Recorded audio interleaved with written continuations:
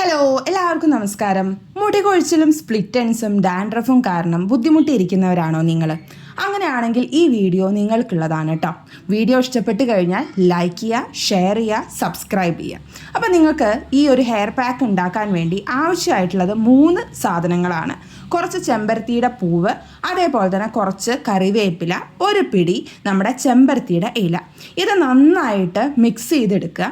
Mix ചെയ്ത് കഴിഞ്ഞാൽ ഈ ഒരു സീക്രട്ട് ഇൻഗ്രീഡിയൻറ്റ് നമ്മുടെ ചായപ്പൊടി നന്നായിട്ട് തിളപ്പിച്ചതിന് ശേഷം ആ ചായപ്പൊടി അതിൽ നിന്ന് ഡ്രെയിൻ ചെയ്ത് മാറ്റി ഈ പറഞ്ഞ മിക്സിയിൽ അടിച്ച നമ്മുടെ മിക്സ്ചർ നമ്മുടെ ചായപ്പൊടിയുടെ വെള്ളത്തിലേക്ക് ആഡ് ചെയ്ത് കൊടുക്കുക.